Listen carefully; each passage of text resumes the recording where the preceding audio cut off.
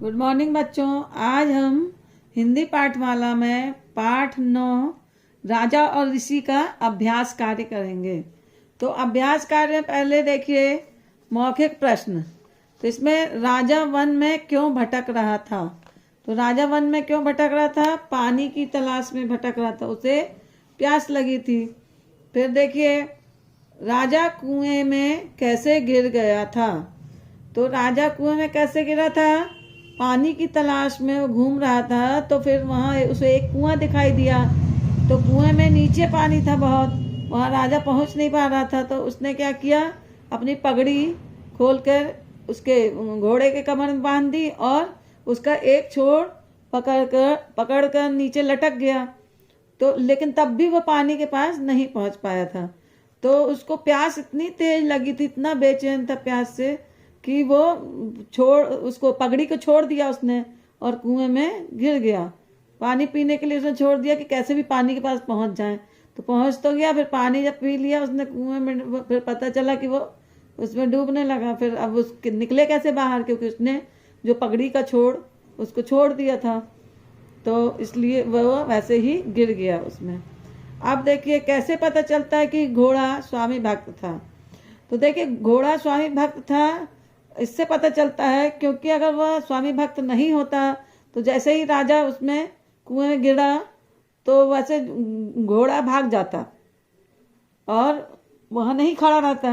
अगर घोड़ा वहां खड़ा नहीं रहता तो ऋषि लोग वहां से जो निकल रहे थे उनको कैसे पता चलता कि यहाँ पे कुछ हुआ है।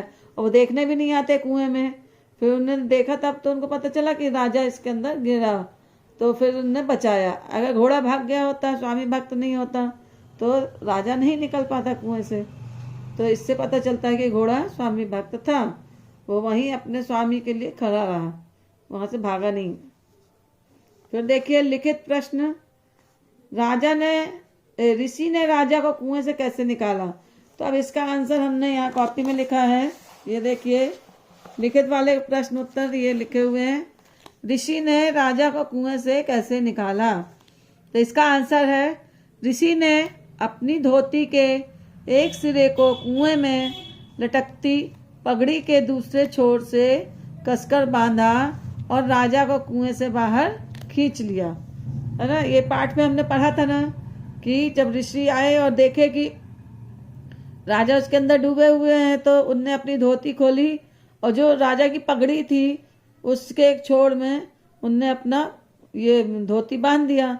तो बड़ी हो गई वो धोती और पगड़ी, दोनों मिला के लंबी हो गई, तो राजा के पास तक पहुंच गई और उसे बाहर खींच लिया गया। राजा ने उसको पकड़ लिया। तो फिर देखिए प्रश्न दूसरा। ऋषि को अपने महल के सामने भिक्षा मांगते देख राजा ने क्या किया। तो जब राजा वहां बैठे थे झरोखे में रानी के साथ और ऋषि वहां से निकल रहे थे, तो राजा उन्हें पहचान गए और फिर उन्होंने क्या किया, ऋषि को अपने महल के सामने भिक्षा मांगते देख राजा दौड़कर महल के बाहर आया और आदर के साथ ऋषि को महल में ले गया। जब राजा ने झरोखे से देखा कि वो ऋषि है जो जिसने मेरी जान बचाई थी और वो सामने घूम रहे थे, भिक्षा मांग रहे थे, तो राजा दौड़ के आए महल से बाहर और उनको अपने घर ले गए, महल के अंदर ले गए आदर और सम्मान के साथ, और उनकी सेवा की महल में ले जाके। तो ये इसका आंसर है। और प्रश्न तीसरा देखिए। रानी, राजकुमार, मंत्री, नौकर चाकर सब राजा से क्यों रूठ गए। तो ये सब लोग रानी, राजकुमार, मंत्री, नौकर चाकर सब राजा से इसलिए रूठ गए थे क्योंकि राजा इन सब की ओर ध्यान न देकर ऋषि की सेवा में मग्न था। तो आपने पाठ में पढ़ा था ना कि जब पहले वो रानी तो बैठी थी साथ में, तो राजा भाग के महल नीचे आ गए और महल में अपने ऋषि को ले गए और रानी के साइड देखे भी नहीं, बिना बताए भाग आए। तो वो गुस्सा हो गई रानी। और राजकुमार आया किसी काम से, तो राजा ने उसकी बात पे भी ध्यान नहीं दिया, तो वो भी नाराज हो गया।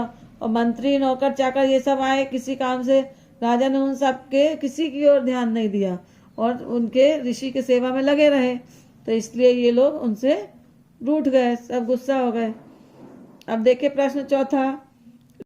ऋषि राजपाट न लेकर वन में क्यों चला गया। तो ऋषि राजपाट न लेकर वन में इसलिए चला गया क्योंकि उसे राजपाट का लोभ नहीं था। ऋषि मुनि जो थे उनने कोई लालच से तो राजा को नहीं बचाया था, उनको कोई लोभ नहीं था, लालच नहीं था, उनने तो सेवा भावना से बचाया था उसको, राजा को। इसलिए उन्हें राजपाट से कोई मतलब नहीं था, इसलिए वो वन में चले गए, राजपाट नहीं लिए, है ना। ऋषि मुनि वैसे भी जो जंगल में ऋषि मुनि रहते हैं उनको लोभ लालच, ये राजपाट माया मोह इससे कोई मतलब नहीं रहता है, और वो अपने वहीं रहते हैं, उनको ये राजपाट से किसी चीज़ से मतलब नहीं रहता। तो इसलिए ऋषि चले गए वन में। ठीक है, ये हो गया आपका प्रश्न उत्तर। अब देखिए किसने किससे कहा।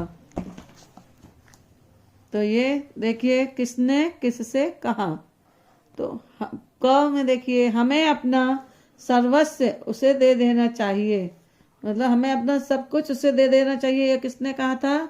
जब राजा ने मंत्री नौकर चाकर रानी और राजकुमार से पूछा था कि ऋषि ने मेरी जान बचाई थी, कोई आपकी जान बचाता तो हमें क्या करना चाहिए? तो उन्होंने कहा था ना कि हमें अपना सर्वस्व उससे दे देना चाहिए। तो इसमें आएगा सबने राजा से कहा। फिर बोलो अब मैं क्या करूं? तो राजा ने उन लोगों से सबसे पूछा था, रानी राजकुमार और मंत्री नौकर चाकर से, कि अब मैं क्या करूं। वो बोले ना कि सर्वस्व दे देना चाहिए, तो बोलो अब मैं क्या करूं। तो राजा ने पूछा था इन सबसे कहा। फिर हम लज्जित हैं, तो मंत्री ने राजा से कहा। जब मंत्री को ये बात पता चल गई कि राजा क्यों ऋषि की सेवा में लगे हुए हैं, तो उसने राजा से माफी मांगी और बोला हम लज्जित हैं अपने इस व्यवहार से। तो मंत्री ने राजा से कहा ये वाक्य। फिर देखिए मुनिवर यह राजपाट अब आपका ही है। तो लास्ट में राजा ने क्या बोला? ऋषि को बोला कि मुनिवर यह राजपाट आपका ही है, मतलब आप ले लीजिए इसे। तो राजा ने किससे कहा था? ऋषि से। तो ये हो गया आपका किसने किससे कहा। अब आज का वीडियो यहाँ समाप्त होता है। अगले क्लास में फिर ये आगे का काम कराएंगे, भाषा की बात और जो अभ्यास कार्य है वो अगले क्लास में लेंगे। धन्यवाद।